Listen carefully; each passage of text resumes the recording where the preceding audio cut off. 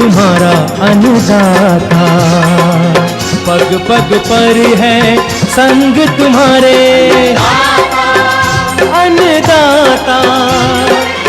लहू किसानों का बन के पसीना सींचता है धरती का सीना। मेहनत का तेरी हक दिलवाने, नई तकनीक नई खोज बताने। पशुधन को गुणवान बनाना, पौध सुरक्षा को सिखलाना, खेती के सब गुर समझाने, भारत का सरताज बनाने। आठों पहर है संग तुम्हारे अन्नदाता, अन्नदाता। नमस्कार, मैं हूं रचा शर्मा। आप सभी दर्शकों का अन्नदाता कार्यक्रम में स्वागत करती हूं। किसान का जीवन बहुत मुश्किल होता है। वो अपने खेतों में लंबे समय तक काम करता है, उसका ध्यान सदैव फसल में ही लगा रहता है। वो अपनी कड़ी मेहनत की ताकत पर अपना जीवन व्यतीत करते हैं।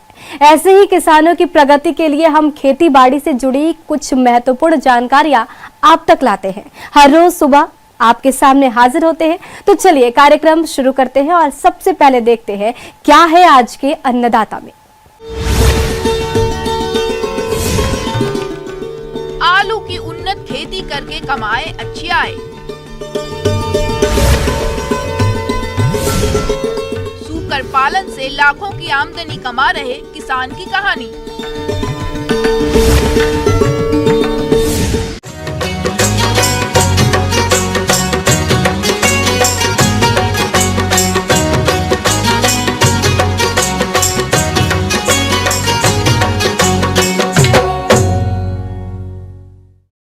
किसान भाइयों, आलू का उपयोग कई तरह के व्यंजन बनाने में किया जाता है, इसलिए आलू की मांग साल भर रहती है, जिस कारण किसान इसकी खेती करके अच्छी आय भी कमाते हैं। तो जो किसान इस समय आलू की खेती करने जा रहे हैं, वे इसकी उन्नत प्रजातियों का चयन करके बुवाई किस तरीके से करें, इस बारे में जानकारी दे रहे हैं डॉक्टर जितेंद्र सिंह।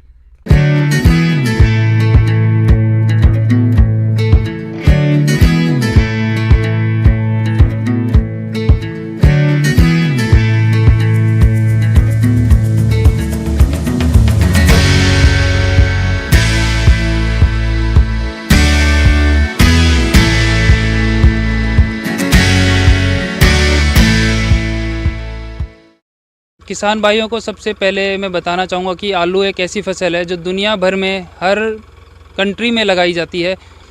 अभी देखा जाए तो हम यहाँ पर जो मुख्यतः जिन किस्मों का चुनाव या चयन कर रहे हैं या उनको मल्टीप्लाई कर रहे हैं, उनमें सबसे फेमस है कुफरी पुखराज, उसके बाद कुफरी मोहन, कुफरी नीलकंठ जो एक नई वैरायटी है, एंटीऑक्सीडेंट वैरायटी है, उसका भी हम लोग यहाँ पे बीज उत्पादन कर रहे हैं।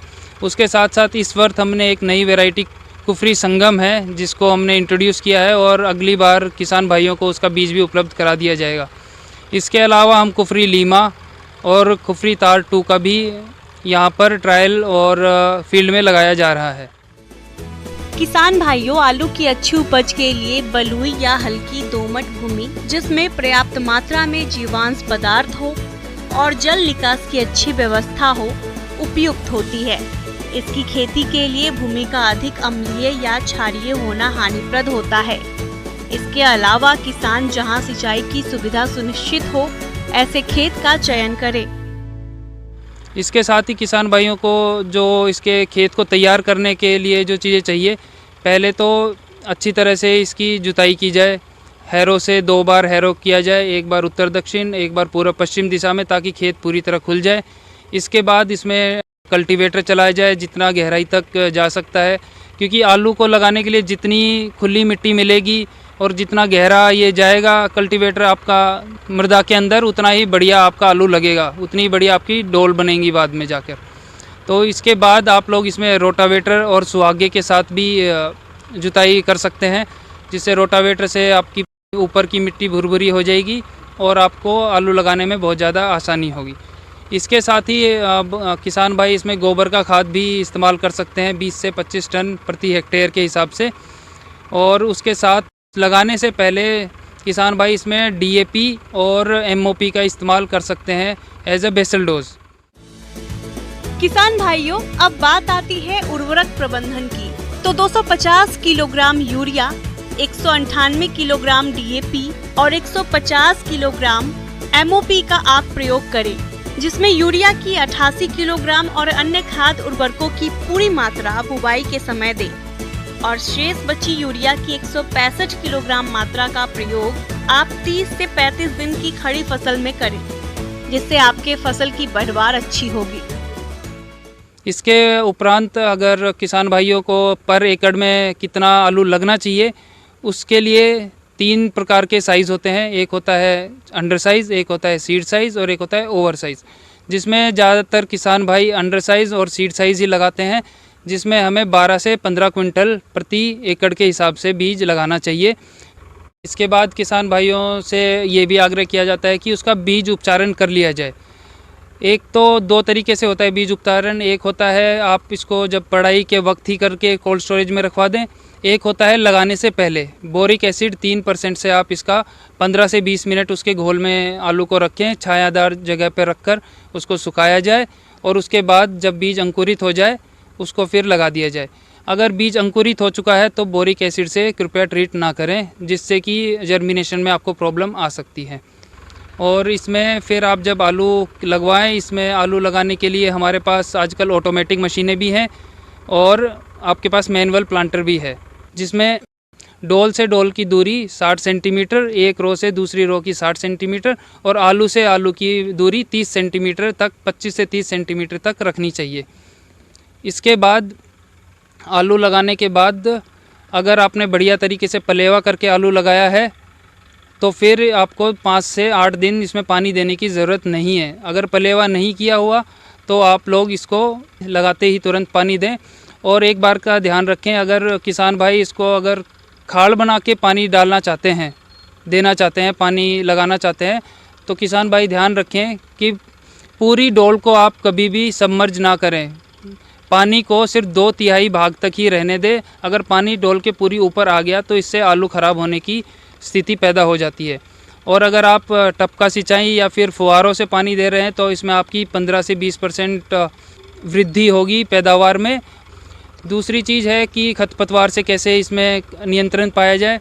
इसके लिए किसान भाई आलू लगाते ही 5 से 6 दिन बाद हमें मेट्रिबिजिन नाम की एक जो खरपतवार मारने की दवाई होती है 300 ग्राम प्रति एकड़ के हिसाब से उसका छिड़काव करें। किसान भाइयों को बस मैं यही कहना चाहूँगा, ये एक बहुत ही लाभकारी फसल है, जिसे किसान भाई लगाकर अपनी आय को दुगना करने में बहुत जल्दी इस लक्ष्य को प्राप्त किया जा सकता है। किसान भाइयों, अभी तक आपने खेती से जुड़ी हुई कुछ उपयोगी जानकारियां देखी। अब लेते हैं एक छोटा सा ब्रेक, जल्द ही लौटेंगे और कार्यक्रम में आगे भी है खेती बाड़ी से जुड़ी कुछ महत्वपूर्ण जानकारियां, तो बने रहिए हमारे साथ।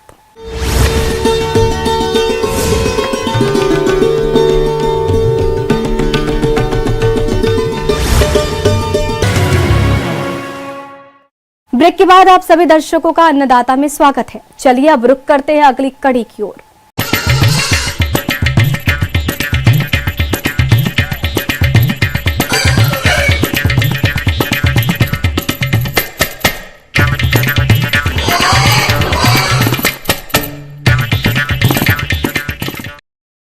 कृषि से जुड़े व्यवसायों में सूकर पालन कम समय में बहुत अधिक आमदनी देने वाला व्यवसाय है। इनकी कई ऐसी नस्लों का विकास हुआ है जो बहुत ही कम समय में 1 कुंतल तक हो जाती हैं और इनकी अच्छी मांग भी रहती है। ऐसी ही एक नस्ल है TND, जिसका पालन कर रहे हैं झारखंड के किसान कृष्णा हांसदा, जो सूकर की इसी नस्ल का पालन करके लाखों रुपये कमा रहे हैं। तो जानते हैं उनकी सफलता की कहानी उन्हीं की जुबानी।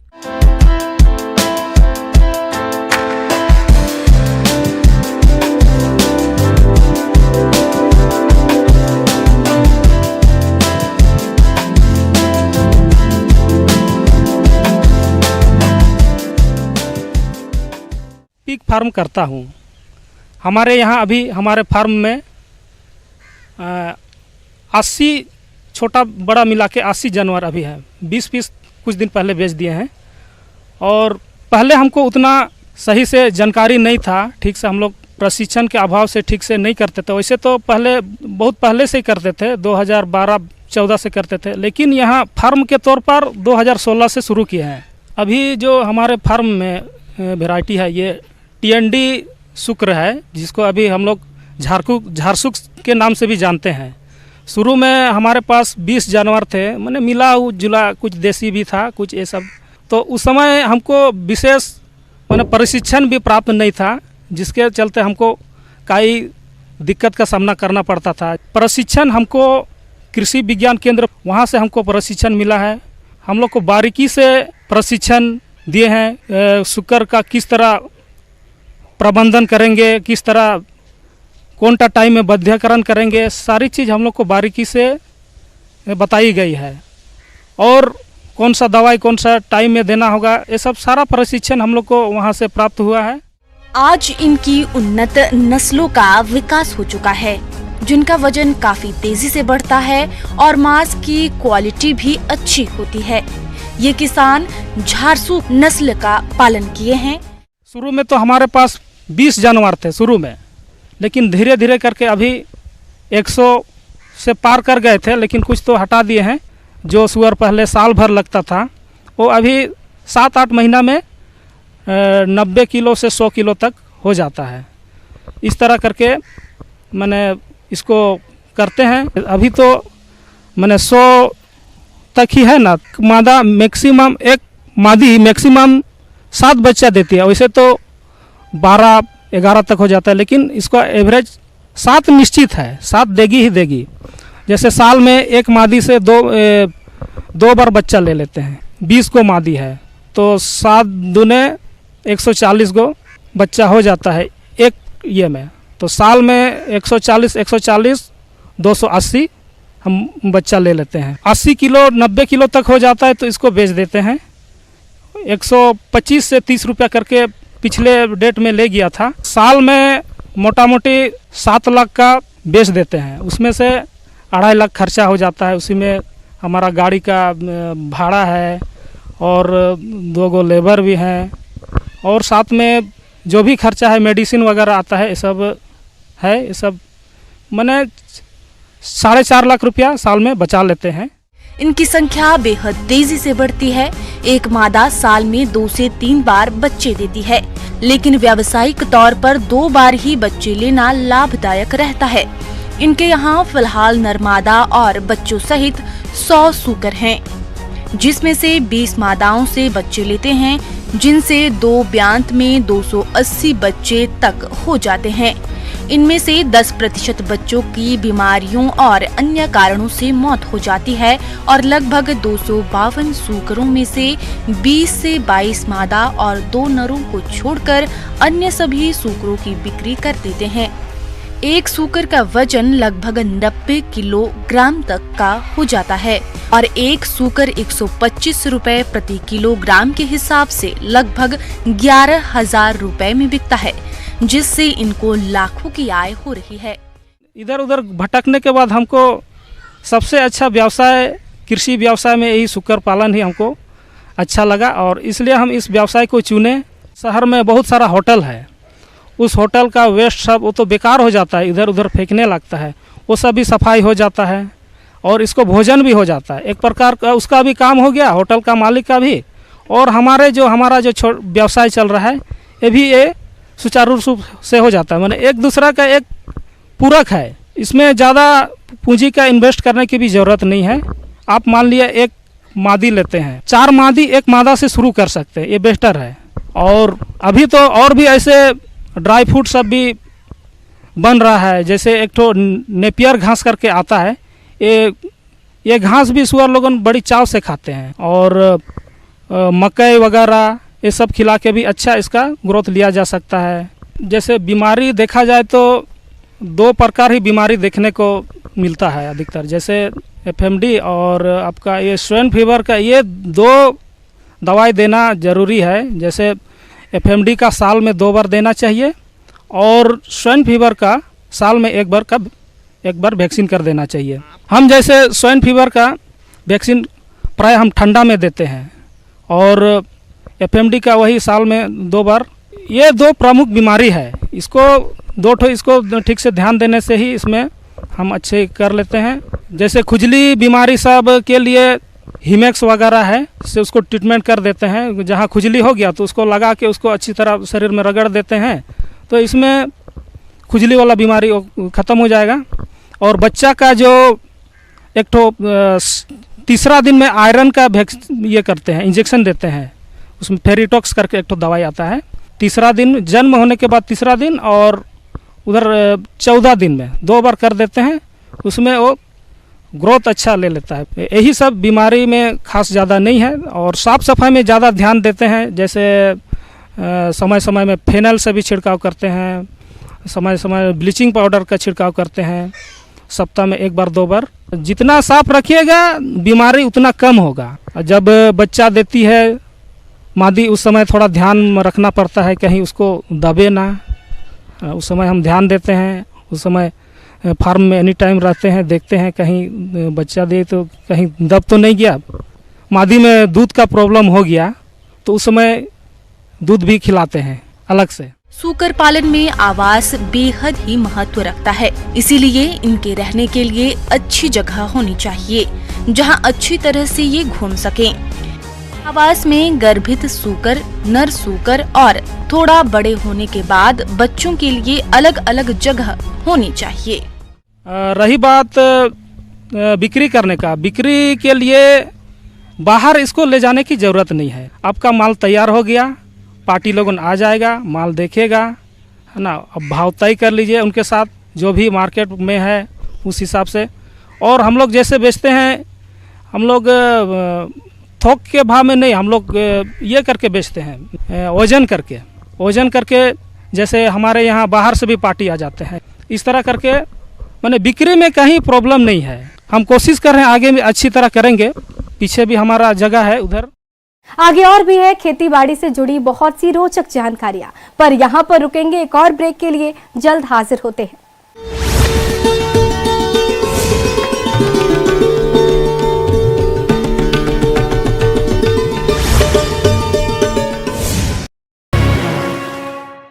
ब्रेक के बाद एक बार फिर से आप सभी दर्शकों का अन्नदाता कार्यक्रम में स्वागत है। बढ़ते हैं अगली प्रस्तुति की ओर।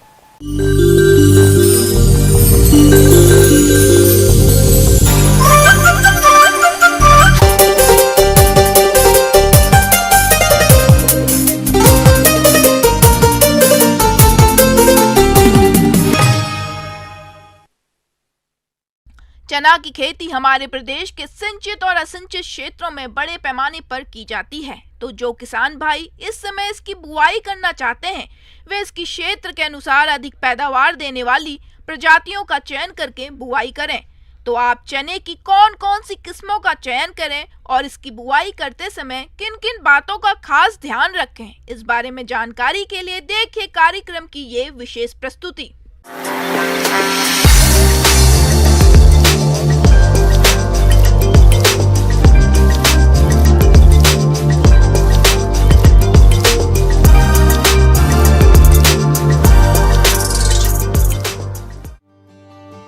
चना भारत की सबसे महत्वपूर्ण दलहनी फसल है, जिसे दालों का राजा भी कहा जाता है। इसमें 21% प्रोटीन, 61.5% कार्बोहाइड्रेट और 4.5% वसा होती है। इसके अलावा इसमें कैल्शियम, आयरन की भी अच्छी मात्रा होती है। चने का उपयोग दाने और दाने से बनाई गई दाल के रूप में खाने के लिए किया जाता है। इसके दानों को पीसकर बेसन भी बनाया जाता है, जिससे अनेक प्रकार के व्यंजन और मिठाइयाँ बनाई जाती है। इसके अतिरिक्त चने का उपयोग औषधि के रूप में जैसे खून साफ करने के लिए और अन्य बीमारियों के लिए भी किया जाता है। चना दलहनी फसल होने के कारण वायुमंडल से नाइट्रोजन एकत्र करके भूमि की उर्वरा शक्ति को भी बढ़ाता है। किसान भाइयों, चना शुष्क और ठंडे जलवायु की फसल है। इसके लिए मध्यम वर्षा और सर्दी वाले क्षेत्र सर्वाधिक उपयुक्त हैं। चना की खेती सिंचित और असिंचित दोनों ही क्षेत्रों में मुख्य रूप से की जाती है। इसकी खेती के लिए भारी और दोमट मिट्टी उपयुक्त होती है। खेत की तैयारी के समय एक जुताई मिट्टी पलटने वाले हल से और 2 जुताई देशी हल या कल्टीवेटर से करके पाटा लगाकर खेत को भुरभुरा करके समतल कर लेना चाहिए। अब बात आती है खाद और उर्वरक प्रबंधन की, तो बुआई के समय 20 टन सड़ी हुई गोबर की खाद, 100 किलोग्राम DAP, 32 किलोग्राम MOP और 25 किलोग्राम सल्फर का प्रयोग करें, जिससे आपकी फसल की पैदावार अच्छी होगी। किसान भाइयों, चना की फसल से अधिक पैदावार लेने के लिए इसकी उन्नत प्रजातियों का चयन करना अनिवार्य होता है। तो आप इसी बात को ध्यान में रखते हुए चना की उगटा अवरोधी उन्नत प्रजातियां राधे अवरोधी KWR 108, KGD 1168, उदय, पूसा, BG 27 का चयन करें, जिनकी औसत उपज क्षमता 25 से 30 कुंतल प्रति हेक्टेयर है। और काबुली चना में काबुली चना 2, प्रगति, शुभ्रा, उज्जवल, हरा छोला 3 प्रजातियों का चयन करें, जिनकी औसत उपज क्षमता 18 से 20 कुंतल प्रति हेक्टेयर है। और बीज दर की बात है तो चना की देसी प्रजातियों का 70 से 80 किलोग्राम बीज और काबुली चने का 90 से 100 किलोग्राम बीज प्रति हेक्टेयर आवश्यकता पड़ती है। किसान भाइयों, बीजों को हमेशा किसी विश्वसनीय और प्रमाणित संस्था से ही खरीदें और रोगों से बचाने के लिए थीरम 3 ग्राम से प्रति किलोग्राम बीजों को उपचारित करें। इसके बाद 200 ग्राम राइजोबियम कल्चर के एक पैकेट से 10 किलोग्राम बीजों को उपचारित करके बुआई करें। किसान भाइयों, बीजों की बुआई कतारों में करें, जिसमें कतार से कतार 30 सेंटीमीटर और पौधे से पौधे 10 सेंटीमीटर की दूरी रखते हुए सीड ड्रिल की सहायता से बीजों की बुआई करें। किसान भाइयों, चना की फसल को खरपतवारों से बचाने के लिए पेंडिमेथिलीन की 3.3 लीटर मात्रा को 700 से 800 लीटर पानी में घोलकर बुआई के 2 दिनों के अंदर स्प्रे करें, जिससे खरपतवारों का जमाव नहीं होगा और फसल खरपतवार मुक्त रहकर बढ़वार अच्छी करेगी। परिणाम स्वरूप किसान भाइयों को ऐसी फसल से उपज भी अधिक मिलेगी।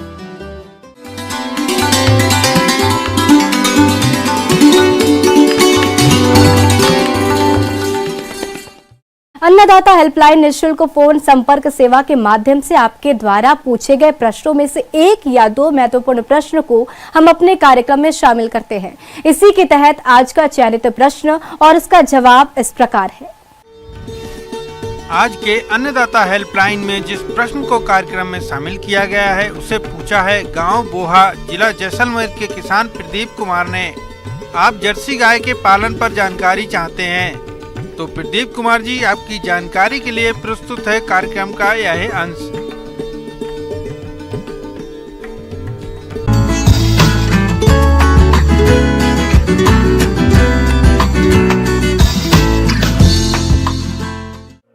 भारतीय संस्कृति में गाय का बहुत ही ऊंचा स्थान है।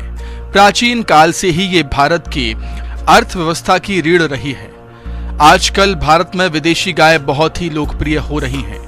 वैसे तो भारत में कई नस्ल की गायें देखने को मिलती हैं और इन्हीं नस्लों में जर्सी गाय भी एक है। दुनिया में सर्वाधिक दूध देने वाली गायों में HF गाय के बाद ये गाय दूसरे नंबर पर है। जर्सी गाय वैसे तो ठंडे इलाकों में ज्यादा पाई जाती है, लेकिन ये अपने आप को मौसम के अनुसार ढाल लेती है, जिसकी वजह से ये गर्म वातावरण के लिए भी अनुकूल बन जाती है और ठंडे वातावरण के लिए भी। जर्सी गाय काले और भूरे रंग के मिश्रण में पाई जाती है। इसका माथा चौड़ा और आंखें बड़ी होती हैं। इसकी औसत ऊंचाई 46 इंच यानी 4 से 5 फीट होती है। ये गाय अन्य गायों की तुलना में थोड़ी छोटी होती है। जर्सी गाय के रखरखाव में और गायों की तुलना में कम खर्च और समय लगता है। अन्य नस्लों की गायों की तुलना में इन गायों का स्वास्थ्य ज्यादा बेहतर रहता है। इसके अलावा ये गाय अन्य गायों की तुलना में दूध का उत्पादन भी बहुत जल्दी करने लगती हैं। ये गाय सामान्यतः प्रतिदिन 20 से 25 लीटर दूध देती हैं और अन्य गायों की तुलना में बहुत अधिक है।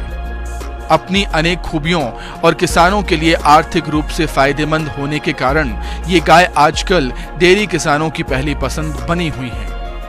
यदि किसान भाइयों आप इस नस्ल की गाय का पालन करना चाहते हैं तो ये गाय अमूमन 40 से 60 हजार रुपए के बीच मिल जाती है। इसकी कीमत और भी कई बातों पर निर्भर करती है, जैसे कि जर्सी गाय की दूध उत्पादन की क्षमता, उम्र और उसका स्वास्थ्य आदि। इन्हीं बातों को ध्यान में रखकर ही कोई खरीदार इसकी सही कीमत का अनुमान लगा देता है। इस तरह किसान भाइयों आप इन्हीं सब बातों को ध्यान में रखकर यदि जर्सी गाय का पालन करते हैं तो आप इनसे अधिक दूध उत्पादन के साथ अच्छा लाभ भी कमा सकते हैं।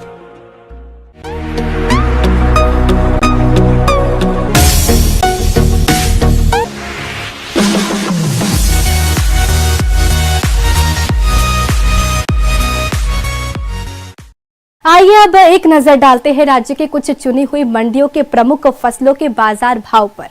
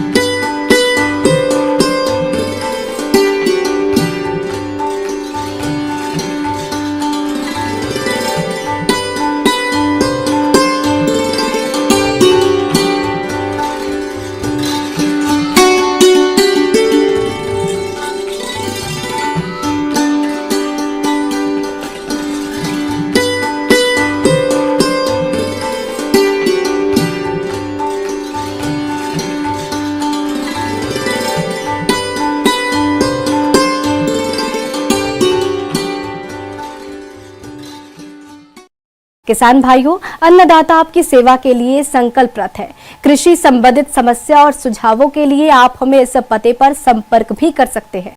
प्रोड्यूसर अन्नदाता news 18 Rajasthan, Ramoji film city Hyderabad 501512।